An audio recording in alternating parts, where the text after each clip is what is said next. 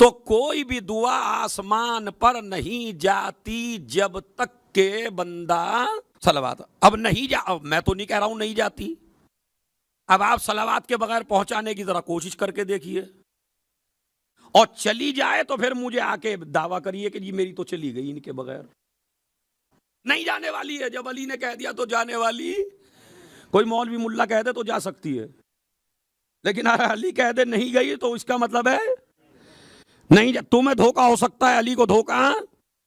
कोई दुआ नहीं जाती आसमान पर जब तक के आज जिस चीज पे टिकी है उसका नाम है सलावत। आप कहेंगे मैं आपको दलील दे रहा हूं, देखिए दलील क्या है। इमाम शाफई कोई आम आदमी नहीं है, इमाम शाफई एक इमाम हैं, 4 इमामों में से एक इमाम इमाम शाफई हैं। उन्होंने कुछ अशआर कहे और अशआर में ये कहा, अला या अहल बैत रसूलिल्लाह हुब्बुकुम फरजुन मिनल्लाह फिल कुरान अनज़लहू। ए अहले बैत रिसालत, तुम्हारी फजीलत के लिए इतना ही कह देना काफी है कि अल्लाह ने आपकी मोहब्बत का हुक्म कुरान में वाजिब किया।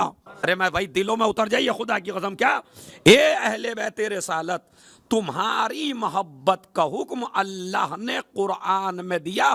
कुल ला अस्अलुकुम अलैहि अजरन इल्लल मवद्दत फिल, तो कुरान में नाजिल किया तुम्हारी मोहब्बत का हुक्म जो वाजिब किया। ये तो एक से एक में 2 मिसरे थे, अब 2 मिसरे और सुनिए। कफाकुम ले अजीमिल कद्र अन्नकुम मन लम युसल्लि अलैकुम ला सलात लहू। ए आले मोहम्मद, तुम्हारी फजीलत के लिए बस यही कह देना काफी है कि जिस नमाज में आप पे सलावात ना हो वो नमाज नहीं है। अब देख रहे हैं आप, तो ये इमाम शाफई का नजरिया है और हमारे तमाम शियों का, उलमा का, सबका तो नजरिया ही। तो नमाज टिकी, पूरा दीन टिका है नमाज पर, और नमाज टिकी है किस पर? सलावत पर। इससे बड़ी इसलिए कि आले मोहम्मद की सबसे बड़ी फजीलत है ना, इसमें सलावत भी। खाली आप सलावत ना समझें, 2 हुक्म है कुरान के। इन्नल्लाह व मलाइकतहु युसल्लूना अलन नबी या अय्युहल्लज़ीना आमनू सल्लु अलैहि लेमो। तो एक हुक्म है सल्लू का और एक हुक्म है सलाम का, तस्लीम का। सल्लू का मतलब है सलावत, तस्लीम का मतलब है विलायत।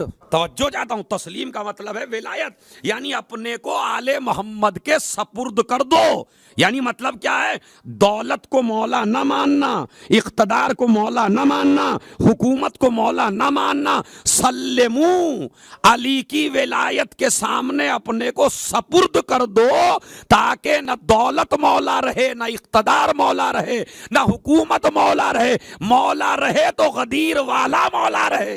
ये मैंने आपको दलील दी।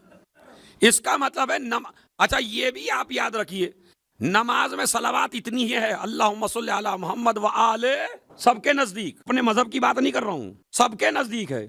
खुतबे में आप कुछ भी बढ़ा लीजिए, अजान में आप कुछ भी बढ़ा लीजिए, इकामत में आप अज़वाज ही असहाब ही कुछ भी बढ़ा, सब जगह बढ़ सकता है। मगर तमाम हमारे अहले सुन्नत और तमाम शिया लिखते हैं कि नमाज में जो सलावत पढ़ी जाएगी वो सिर्फ ये वाली पढ़ी जाएगी, अल्लाहुम्मा सल्ली अला मोहम्मद व आले मोहम्मद। इसलिए कि नमाज का मिजाज बड़ा अजीब और गरीब है। आले मोहम्मद को निकाल दिया जाए तो नमाज नहीं होती, किसी गैर को दाखिल कर। आज मैं अपने सरकार की, अपने पैगंबर का वो एहतराम, क्योंकि सलावत की बात जब भी की जाती है ज़िमनी तौर पर, अशरे में कोई वाक़या नकल कर दिया, अशरे में कोई फजीलत नकल कर दी, अशरे में 5 मिनट बोल पड़े, मगर इस आले मोहम्मद की फजीलत और रसूल की फजीलत पे कोई बोलता ही नहीं है तफसील से। उसकी वजह यह है कि मजमे ने भी इसको बड़े हल्के में लिया है। इसीलिए मैंने आपसे कहा था, जिसको आप सबसे हल्के में ले रहे हैं वो रसूल और आले रसूल की सबसे बड़ी, इसलिए कि इस फजीलत से ज्यादा आले मोहम्मद की दुनिया में किसी फजीलत का तज़किरा भी नहीं होता। बहुत बड़ी बात कही है, अगर आप इसको गौर फरमाएं तो। अभी आप मजलिसों को छोड़ दीजिए, मजलिसों में सलावत को, अभी आप मस्जिदों में सलावात को छोड़ दीजिए, आप जरा पूरे वर्ल्ड का नमाज का नक्शा चेक करके देखिए, पूरी दुनिया का, दुनिया में जरा चेक करके देखिए। इधर नमाज खत्म हो रही है, उधर शुरू हो रही है, उधर खत्म हो रही है, उधर शुरू हो रही है, उधर खत्म हो रही है, उधर शुरू हो रही है। इधर मगरिब का वक्त है, उधर सुबह का वक्त है, उधर जोहर का वक्त है, उधर असर का वक्त है, कहीं खत्म हो रही है, कहीं शुरू हो रही है, कहीं खत्म हो रही है। अब पूरी दुनिया में नमाज का वक्त देख लीजिए आप, और जहां जहां, अच्छा फिर अजानें भी हो रही हैं, उसमें भी सलावात, इकामत भी हो रही है, उसमें भी सलावात, नमाज भी हो रही है, उसमें भी सलावात, मजलिस भी हो रही है, उसमें भी सलावात, मुसल्ले पे भी बैठे हैं उस पे भी सलावात। तो जो अल्लाह ने आले मोहम्मद और रसूल को सबसे बड़ी फजीलत दी थी, तो 24 घंटे में कोई मिनट ऐसी नहीं है कि जब मोहम्मद और आले मोहम्मद की ये फजीलत जिक्र ना हो। बताइए इस दलील से आप मुतमईन हैं या नहीं है? कोई लम्हा ऐसा नहीं है जब मोहम्मद और आले मोहम्मद पर सलावात न हो रही हो, ये आले मोहम्मद की फजीलत जिक्र ना हो रही हो, ये मोहम्मद और आले मोहम्मद का तज़किरा इस शक्ल में ना हो रहा हो। ये तो मैंने आपको बताई नमाज की बात। आइए दुआ की बात बताता हूं। जिस मौला के नारे लगाते हो, जिस मौला के कसीदे पढ़ते हो, जिस मौला को ठोकर लगते हुए पुकारते हो, जिस मौला पे जीते मरते हो, पता मेरा मौला क्या कहता है? कुल्लो दुआ इन महजूबुन अन समा, कोई दुआ आसमान पे जाती ही नहीं है। आप मुसल्ले पे बैठ के मांग रहे हैं अल्लाह मुझे ये दे दे, अटक गई, पहुंच ही नहीं पा रही है। अच्छा मैं अगर कहूं तो आप कहेंगे किबला बातें कर रहे हैं, बोला हमारी दुआ ही नहीं जा रही है। अरे भाई मुझे न कहिए, मौला कह रहे हैं आपके। अरे खतीबे मिंबरे सलूनी कह रहा है, तलवार नस्लें देख के चलती है वो कह रहा है, जो जमीन से ज्यादा आसमान के रास्ते जानता है, कह रहा हूं वो मेरा मौला कह रहा है कि कुल्लो दुआइन महजूबुन अनिस समा, सारी दुआएं आसमान में अटक के रह जाती हैं, ऊपर नहीं जा पाती।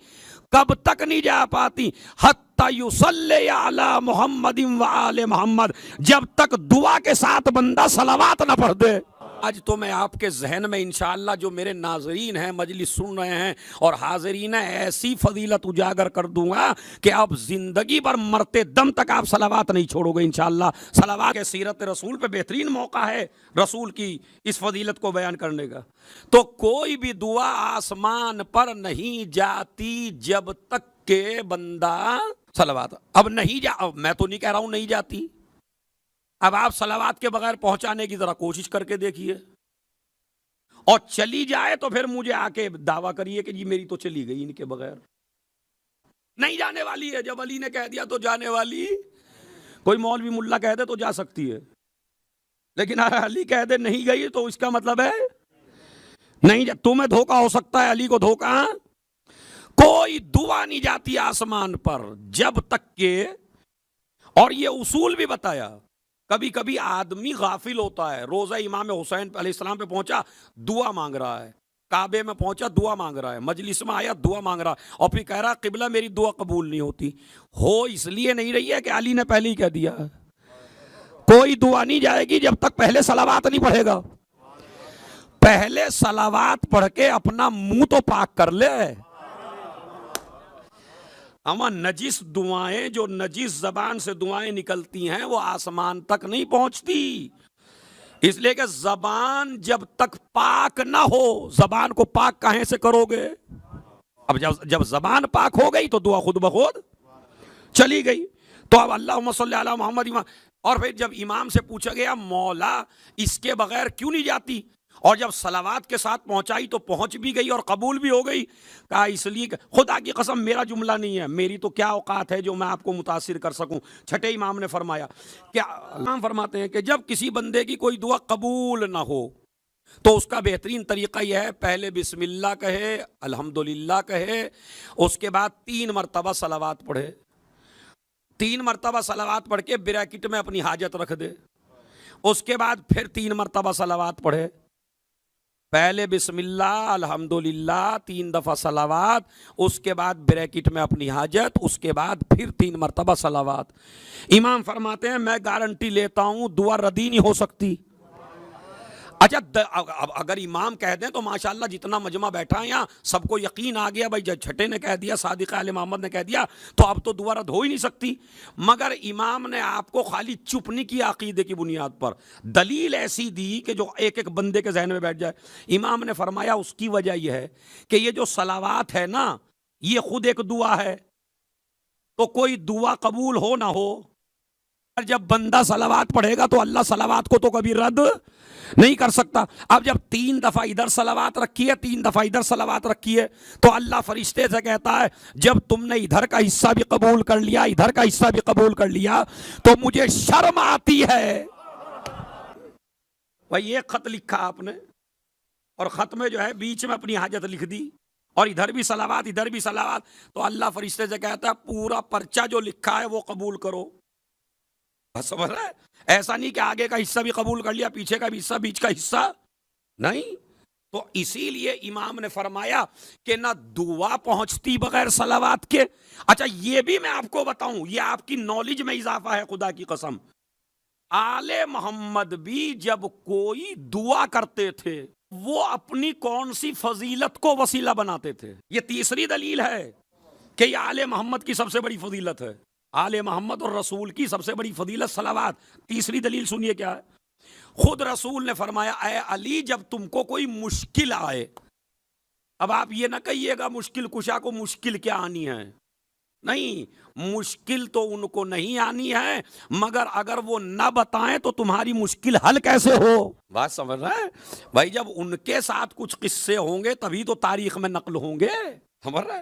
तो एक मर्तबा रसूल ने फरमाया अली जब तुमको कोई प्रॉब्लम हो, कोई मुसीबत हो, कोई परेशानी हो, तो तुम भी ये जुमला कहा करो अस्अलुका अन तुसल्ली अला मोहम्मद व आले मोहम्मद, परवरदिगार मैं तुझसे सवाल करता हूं मेरा ये काम कर दे और तू सलावात पढ़ मोहम्मद और आले। तो इसका मतलब है काबे में पैदा होना बड़ा शरफ है, मगर अली ने उसे वास्ता नहीं बनाया। मरहब को मारना बड़ी फजीलत है, मगर उसे वास्ता नहीं बनाया। मेराज पे जाना बड़ी फजीलत है, मगर उसे वास्ता नहीं बनाया। रसूल के हाथों पे आ जाना बड़ी फजीलत है, मगर उसे वास्ता नहीं बनाया। आले मोहम्मद भी किस चीज को वास्ता बनाते थे? अरे तवज्जो चाहता हूं, सलावात को सारे अंबिया ने किस चीज को वास्ता बनाया? ये तो आपकी नॉलेज में है ही। आदम की तौबा किस जुमले से कबूल हुई, नूह की कश्ती कैसे पार लगी, इब्राहिम की आग कैसे गुलजार हुई, सब में एक ही जुमला कॉमन है, अल्लाहुम्मा सल्ली अला मोहम्मद व आले। इनका सदका मेरी ये प्रॉब्लम, इनका सदका मेरी ये प्रॉब्लम, इनका सदका मेरी ये प्रॉब्लम दूर हो जाए। तो आले मोहम्मद भी अपनी जिस फजीलत को वसीला बनाते थे वो यही अजीम फजीलत है, सलावात।